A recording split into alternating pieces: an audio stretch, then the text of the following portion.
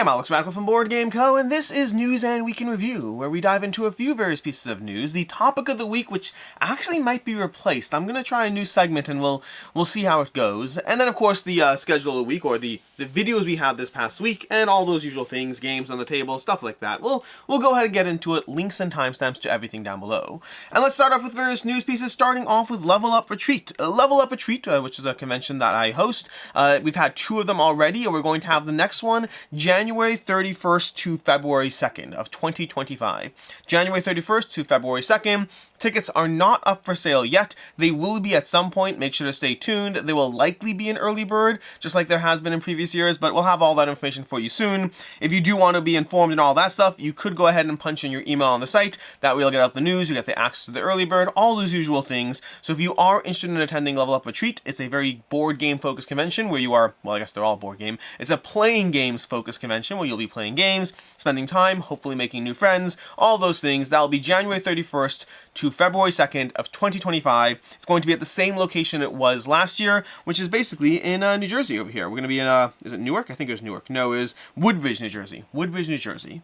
Anyways, that's going to be as far as Level Up goes. We'll be mentioning it a few times over the next few weeks or whatnot, especially as we eventually have the early bird and ticket sales go up. We'll have plenty of announcements for you to check out if that's something you're interested in going to. In small collaboration news, I did a video with Asaf from Easy Board Games. You can check it out. Is There a Perfect Board Game Collection? That went up on his channel. It's a conversation around the nature of collecting, when to keep things, when to get rid of them, what are we doing with games, all those kinds of things. If you're interested in a little bit of a conversation around that, you can check that out. In a similar news, we have Grant GameRex. Grant Lyon from Grant GameRex hit 10,000 subscribers, and he did a 10,000 giveaway party video. It's both a giveaway, which might still be going on when you watch this video, so you may still have a chance to enter the giveaway, but it's also a bunch of content creators insulting Grant. That's mostly what it is. From there, we have over here, we have on Board Game Geek, we have a few acquisition-based pieces of news. We have Goliath acquiring Lucky Duck Games, which is big news. And this is interesting. You can actually check out, oh my gosh, what's it called? The Podfather of Gaming. He had a whole interview with Lucky Duck where, oh my gosh. The Podfather Gaming held an interview with Lucky Duck, but basically Goliath Games is a large company with lots and lots of numbers and volume and sales and all those things. They recently picked up Funko Games, if I'm not mistaken, but they picked up the Funko Games library or the assets and then kind of laid off the team, which is why there are a lot of people unsure if this is good news, bad news, what does it represent. But Lucky Duck Games, from what I understand, Lucky Duck Games is going to be operating independently under Goliath Games ownership, so they are still operating as their own studio. In general, whenever you have these acquisitions, it can always go any number of ways. So time will tell whether Lucky Duck Games still feels like Lucky Duck Games or whether it feels like there's a shift. That was just come down to time and, well, time. Time is ultimately going to be the deciding factor there. But it doesn't look like it's the same situation as Funko, because I've seen a lot of people being like, are they just laying off the entire Lucky Duck teams? That's not the situation, or at least it doesn't seem like it's the situation currently. I believe Goliath also picked up some degree of distribution rights for, I think it was Honey Buzz and then Fire Tower people as well. So they've been getting more involved in the heavier hobby game side of things. You can read through this whole article on BGG. It goes through a few more pieces of information, but that's basically it. You can check out the the additional, I guess, notes that the people involved have been saying. I do recommend that interview because it's a good overall picture. Although again, ultimately time will tell. Similarly, in Time Will Tell news, we have Embracer. Embracer Group, who's the parent company of Asmodee. They bought up Asmodee, and they bought up a bunch of other things over the past few years. So Embracer Group has been on an acquisition spree. Like, people think Asmodee's not been on an acquisition spree. Asmodee's been flipped a few times itself. But Embracer, which currently owns Asmodee, picked up a bunch of stuff, and not everything has gone as well. But Asmodee seems to have been the high performer there. To that end, they are splitting off their entities into 3 separate categories. They're going to be splitting into Asmodee, and then 2 separate video game entities. And Asmodee is going to be taking on $900 billion worth of debt in order to, I guess, keep everything going or do what it needs to do, which does have some people concerned. I will say again, you can read the whole article over here, and I'll also say I am not a financial expert, but I do have a general understanding of what's going on. And generally speaking, the reason, because a lot of people are like, worried that Asmodee is taking on $900 billion worth of debt, which seems like a reasonable thing to be worried about. But the reason they can take on that debt is because they're performing well. The reason you can take on debt is because things are going well. So to that end, we'll see what ultimately happens. But my instinct is that even if things go south, it would just represent represent Asmodee being, acquired by somebody else instead as far as that goes. Meaning I don't think you have to worry about your copies of Catan not showing up. I don't think you do. And honestly, Asmodee could probably go, the nice thing with the board game industry is Asmodee can probably go belly up, and it wouldn't hurt. It would hurt a lot of people, make no mistake, but I don't think it would destroy the board game industry by a long shot. I think it would just leave gaps for other people to step into. So I'm not overly concerned either way, but I'm not concerned that anything will go south, and I'm not concerned even if things do go south, what ultimately happens. That's going to be Asmodee and Embracer splitting into 3 companies. From there, we have Serious Poulp announcing a partnership with Kickstarter. You've seen a lot of partnerships between, various companies, starting with, I think, Steamforge. Steamforge had a partnership where they announced a commitment to Kickstarter a year plus ago. And then from there, GameFound's been chasing, and obviously disclaimer, I work for GameFound. GameFound's been chasing a bunch of partnerships for their Pledge Manager and or exclusivity to crowdfunding in general. You saw CMON recently jumping over as a full-on partnership there. But we have Serious Poulp doing the same situation with Kickstarter right now. It looks like Kickstarter is going to be the one platform for Serious Poulp's games through 2026, which on the one hand seems like a long time. On the other hand, if you're going by their past games, that would be one crowdfunding campaign. Now, that might change. In fact, Serious Poulp over here, they do have an upcoming crowdfunding campaign for 7th Citadel is going to be relaunching with, I believe, a new quest or whatever it is. So I think there's going to be new content launching shortly, and then we'll see what else happens through 2026 as far as their games on crowdfunding. Moving on, we have Elk Creek Games. Now, I couldn't find the link to this. I had it in an email, and I can't find the actual link to it past that. But Elk Creek Games, they announced there's going to be an upcoming expansion to Merchants Cove. Merchants of the Dark Road. Merchants of the Dark Road, one of their more popular games, they have an expansion coming to it at some point, coming to crowdfunding, coming to Kickstarter, I believe, in 2024. So you can keep your eyes tuned for that. If you follow Elk Creek Games on Kickstarter, you'll get the notifications there. Then we have over here, we have Unexpected Games putting out the Mandalorian Adventures game. Unexpected Games from Corey Knizia, who have done previously, what do? They did that 3000 Scoundrels game, and the expansion for that. They have the Mandalorian Adventures, which kind of looks a bit like a Gloomhaven type situation. I think I saw pictures, but I don't know where they are now. But it kind of looks a little bit like a Gloomhaven Jaws of the Lion style adventure book with standees, I believe. But ultimately, the Mandalorian Adventures game, if you want to check that out, designed by Corey Knizia, I believe. It's by designer and head of studio Corey Knizia. So it looks like it is by both the head of the studio, by Unexpected Games, as well as the designer Corey Knizia. And so yeah, that's how you can check that out if you're interested in that kind of game. If you want the IP and you want an established designer, no idea if the game's good or not. Time will tell on that one. A lot of times will tell today. We also have over here, we have, speaking of Repos Games is putting out something. This video over here, don't know what's going on over here, but they have something coming with Lord of the Rings. One game to rule them all coming soon, with a little bit of Gollum in there, and some fun artwork. No idea what the situation is past that, don't know who designed by Antoine Bazin and Bruno Cathala, so I guess we do know a little bit more. But coming soon from Repos Games over here, something to do with Lord of the Rings, Antoine Bazin, and Gollum, and all of that, and back to, there. Anyways, moving on to there, we have Vantage.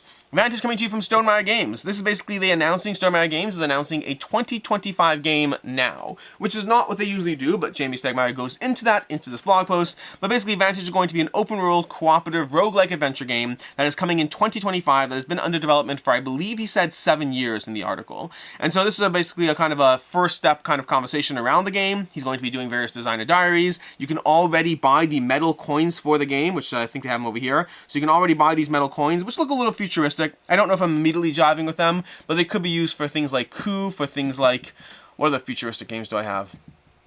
I feel like I have other futuristic games, but I'm not remembering them offhand. Ascending Empires? Does it even use coins? I don't know. Anyways, basically, that's the situation over here as far as Vantage. It's an upcoming open-world, roguelike, cooperative game from Jamie Stegmaier. I'm sure it'll be very big news, but I don't know what's actually going to happen next to this because this is going to be, like, semi-hype right now. In fact, it's currently on BGG Hot Games, trending. I think it's number 2, and it's, we'll see what happens. We'll see how long the interest is there because, again, announcing a 2025 game this early, it happens on crowdfunding sometimes. You have like this upcoming campaign and you have an upcoming campaign for the next, 7 years. What's that game? There's some giant miniatures game. They've done sculpts and busts, but it's been like forever coming. Forever. I can't remember the name of it anymore. It's been, sometimes you could have things announced way too soon. This seems like it's definitely in advance, but ultimately we'll see whether the interest and attention is still there in 2025. I assume it will be. It's Stonemaier Games. Anyways, that's what we have as far as the news pieces, which brings us to our new segment. Instead of Topic of the Week, what we might start doing, and I'm not saying Topic of the Week is going away, but I just feel like I've been forcing it less. But what I might start doing, I'm going to try to start doing, is we're going to start going over the hotness. So every week, there are 50 games trending in the hotness. And they don't rotate all that much, but they do rotate enough that I think I'm going to start talking about these games, which I'm realizing now, the last time we did a game show, the weekly live game show, Meg did reference the Hotness, so I might have an unfair advantage if it gets referenced again. But anyways, we're going to start going through the Hotness, picking a few games here and there to talk about why they're here. It's only going to be a few every single week. It's not going to be every single game every single time because that would get very static quickly. But let's work our way from the bottom and work our way up. Sometimes I'll know why they're in the Hotness, other times I won't. But let's go ahead and start with Expeditions over here. Expeditions Around the World. This is a reprint of an older title, not the same name as Expeditions over here from Stonemaier Games. But this is one, I actually had a chance to play this recently. I thought it was a fun, fine, charming game, but I didn't think it's necessarily amazing. It seems like an older title. It feels like an older title. It plays like an older title. I think it's a fun game. If you've played games like 10 Days in the USA, it kind of has that fun, charming vibe to it. Speaking of which, 10 Days in the USA is actually being reprinted as well, so we'll see what happens there. But Expeditions, I had fun with it. I enjoyed it. I think it is a nice, lighter game, but I don't know if it's I think it feels like an older game, at least to me. We have, what do we have over here? We have the Castle Burgundy Special Edition. This one's obviously currently trending because it's currently launched over on GameFound, so you have the whole campaign going on there, the opportunity to get the stuff that you haven't in the past. They're going to be doing Puerto Rico at some point as well, but for right now, Castle Burgundy, if you did miss on the acrylic tiles, because I think I covered in my 2-back and not 2-back, and I had a person saying that they didn't even know the campaign was there, and they were trying to hunt down all the acrylic tiles, so they appreciated that it was being covered.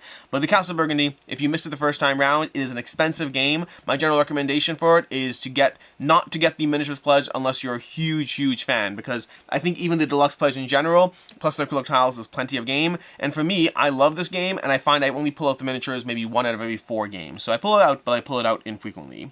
We have the White Castle. The White Castle over here. This one, is probably in the Hotness because they have an expansion coming forward shortly. I think it was called the Matcha expansion? I believe they have the White Castle. The Matcha expansion is going to be coming. This is a tight game from Deluxe Games. I actually just covered Sand from Deluxe Games that unfortunately did not work for me, but I have enjoyed many tight games, including Deluxe Games tight games, but Sand unfortunately didn't work for me, whereas White Castle, with only 9 actions, is an incredibly tight puzzle, but I think overall it was a satisfying enough tight puzzle that I definitely enjoyed playing through it.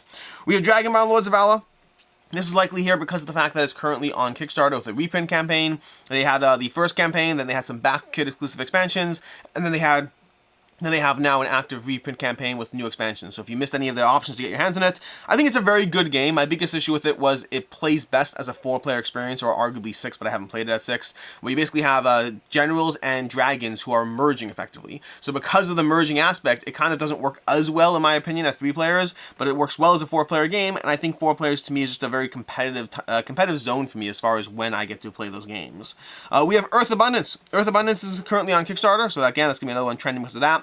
And Earth Abundance is basically the new expansion for Earth. I reviewed the game. You can check out my review on the channel. I think it's a fine expansion. I don't think it's a game-breaking expansion. It kind of adds more, which is nice stuff. It adds a new seed mechanic, which is, again, nice. It adds a 6-player, which I don't think I'd ever play with because I don't even like playing it with 5 players. But Earth Abundance, other than that, I guess if you want the 6-player, it's great. Past that, I think it's a nice-to-have expansion, not an essential expansion. More cards, more content, more things, all good stuff. I think if you're a fan of Earth, this is an easy game to get. But if you're looking for whether this is going to change your mind on Earth, I can't imagine it would.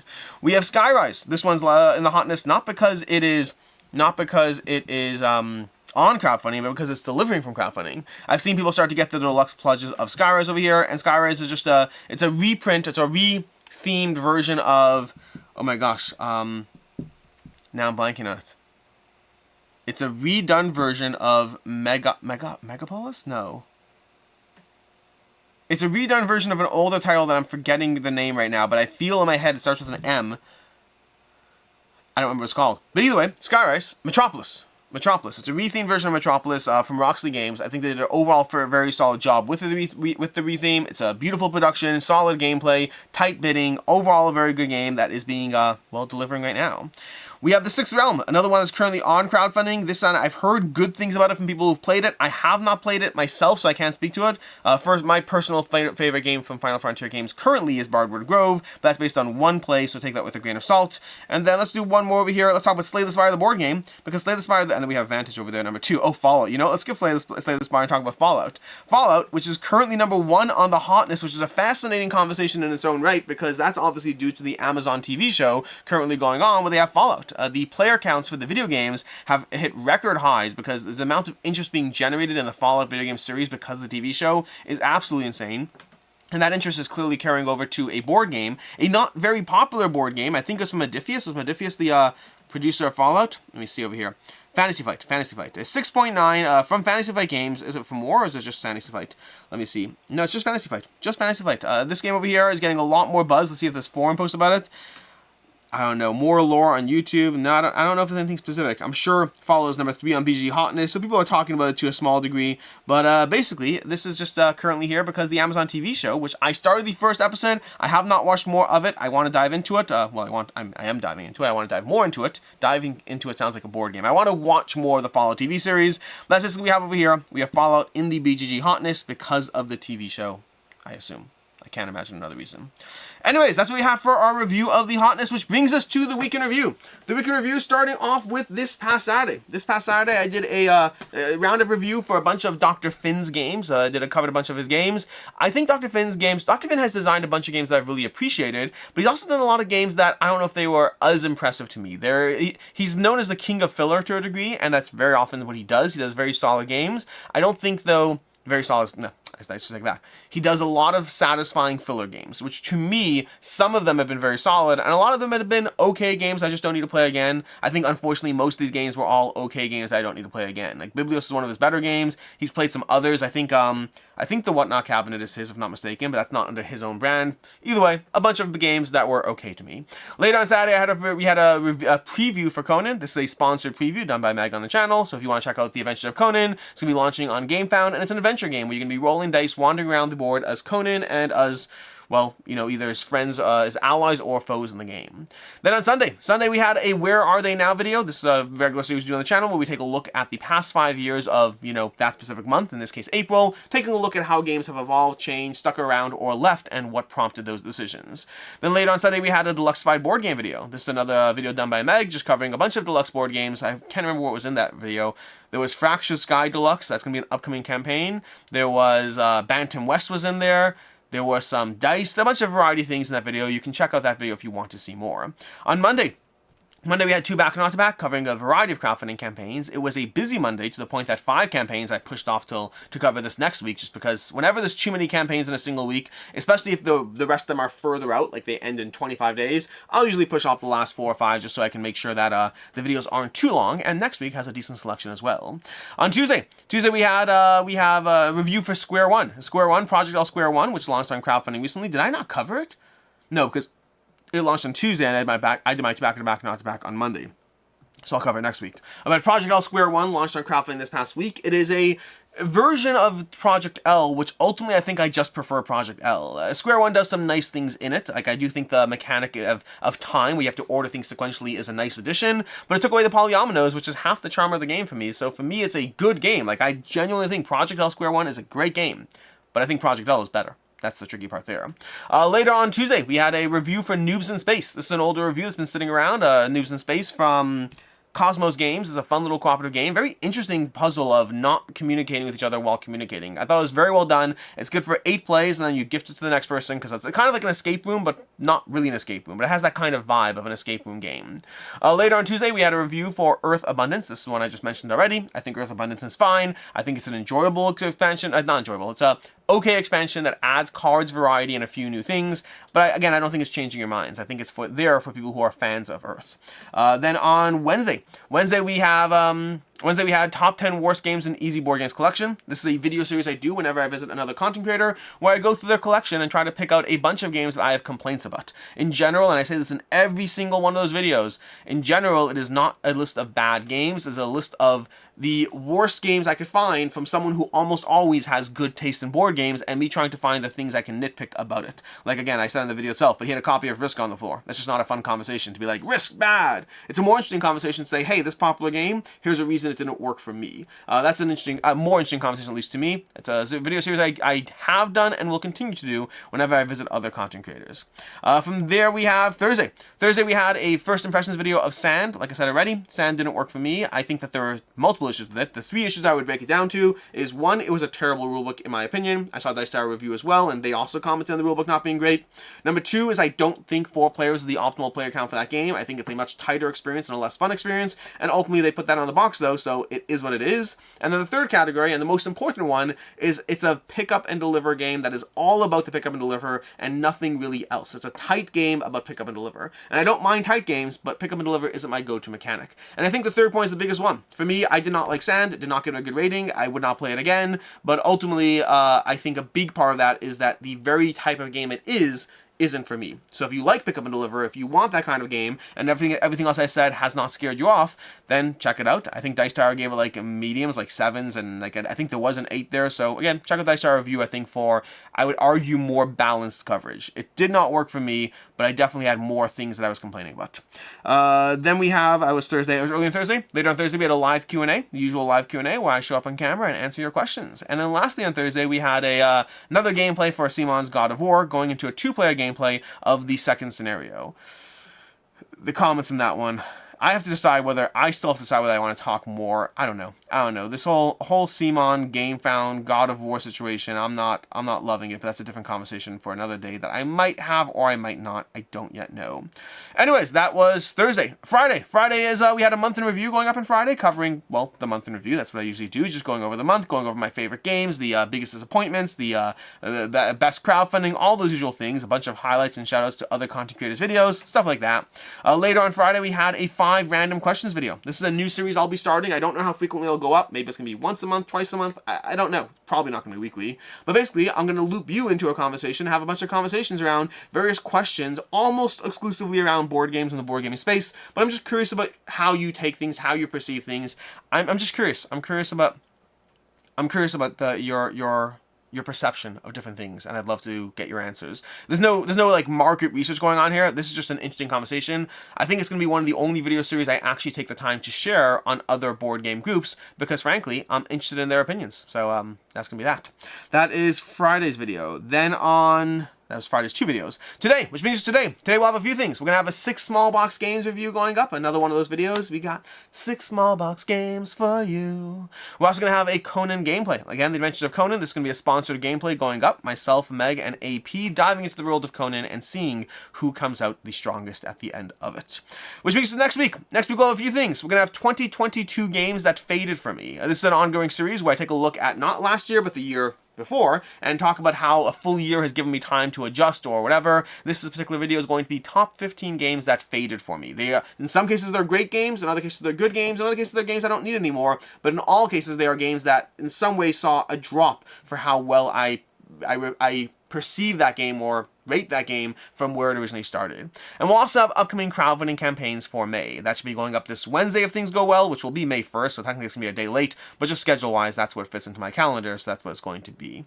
And that is what we have. That is everything, I believe, which brings us to the games on the table. As usual, these are a bunch of games I hope to be diving into, well, this week, hopefully. We have Space Explorers, which I've played the base game a few times. I have not yet played the expansion, and I would love to dive into the expansion to see if that changes my mind on the gameplay at all, which I guess is a small spoiler to how I feel, but we'll save that for the review. We also have Emerge, which I've been meaning to table for a while, but have not done so yet. I think I'm going to try to make an effort to dive into this week. We'll see if it happens. I started the rules a few times, never actually finished it. I would love to make it happen this week. We have Sentinels Multiverse, which I hope to be playing for fun, because every once in a while, I like to play games for fun, too. And Junk Drawer, which is the exact same conversation. I like to play this game because I like this game, so I kind of want to play it. Actually, these are both 20th century games. Didn't even realize that, but that is true. Anyways, until next time, I'm Alex Radcliffe from Board Game Co. I hope you enjoyed this video. I hope you have an excellent weekend. And as always, I hope you have a good one.